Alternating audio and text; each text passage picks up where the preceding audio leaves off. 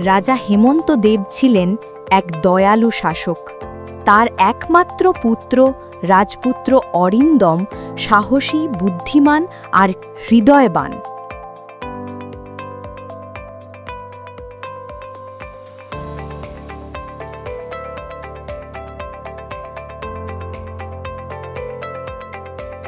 অরিন্দম, এখন তোর বিয়ের সময়, রাজ্যের উত্তরাধিকারী দরকার।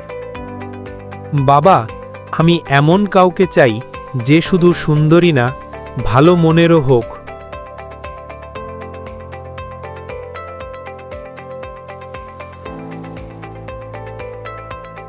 পূর্ব রাজ্যের রাজকন্যা লাবণীর সৌন্দর্যে সবাই মুগ্ধ। তার চোখে দয়া, কথায় মায়া। রাজা হেমন্ত দেব তার সঙ্গে রাজপুত্র অরিন্দমের বিয়ে দেন।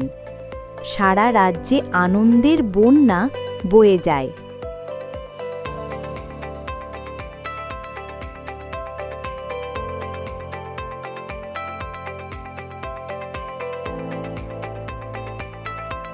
একদিন প্রাসাদে আসে রাজগুরু মহেন্দ্র ঋষি। তিনি ধ্যানে বসে বলেন, হে রাজা, আমি ভবিষ্যৎ দেখেছি। এই রাজবধূর সৌন্দর্যের পেছনে এক ছায়া আছে। সে যেদিন রাজপুত্রের অহংকার জাগাবে, সেদিন বনবাসে যাবে।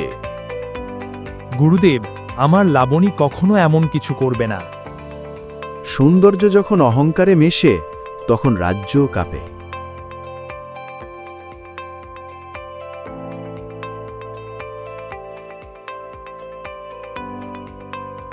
বিয়ের পর কয়েক মাস কেটে যায়।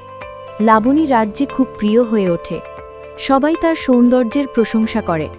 একদিন এক বিদেশি দূত এসে বলে, রাজকন্যা লাবণীর মতো সুন্দরী এই পৃথিবীতে আর কেউ নেই। আমার স্ত্রী পৃথিবীর শ্রেষ্ঠ রমণী। কিন্তু রাজগুরু সেই মুহূর্তে উপস্থিত ছিলেন। তিনি দীর্ঘ নিঃশ্বাস ফেলে বলেন, অহংকারের বীজ রোপিত হল।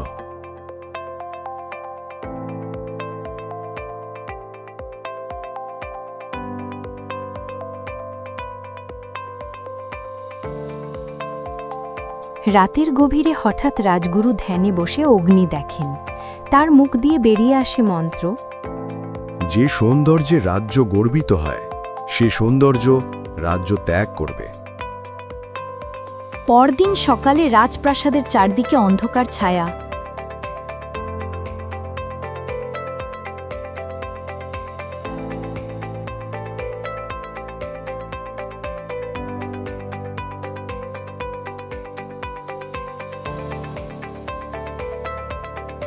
লাবণীর মুখের উজ্জ্বলতা হারিয়ে যায়। রাজা রুষ্ট হয়ে বলেন, গুরুর অভিশাপ ভাঙতে হলে লাবণীকে বনবাসে যেতে হবে। 3 বছর সে প্রকৃতির কোলে থাকবে।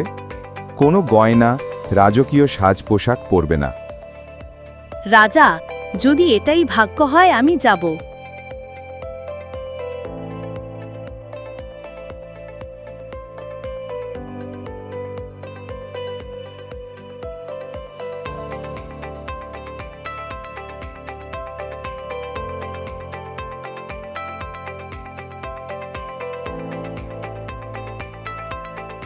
লাবণী একা বনভূমিতে আসে।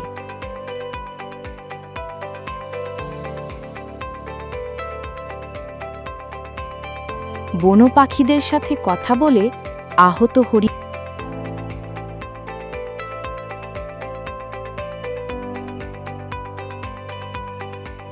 সেবা করে, গাছ লাগায়। ধীরে ধীরে সে বুঝতে শেখে সৌন্দর্য বাইরের নয়, মনের আলোয়।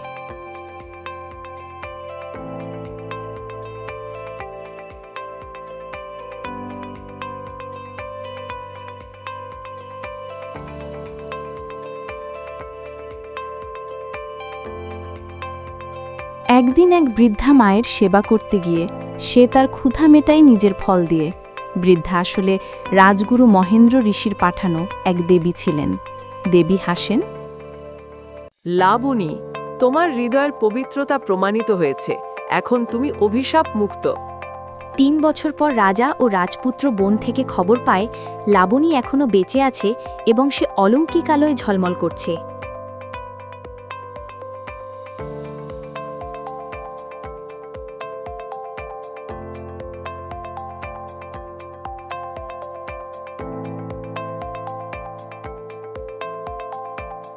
রাজপুত্র ছুটে আসে বনে। লাবণীকে দেখে বিস্ময় বলে, তুমি আরও সুন্দর হয়ে গেছো, কিন্তু এবার সেই সৌন্দর্য চোখে নয়, মনে।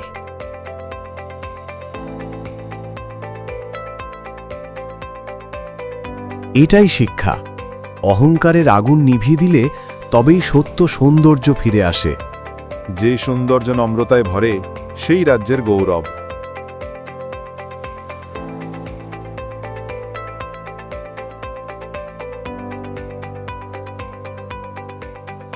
লাবণী ও অরিন্দম ফিরে আসে প্রাসাদে। রাজগুরু আশীর্বাদ দেন। রাজ্যে শান্তি ফিরে আসে।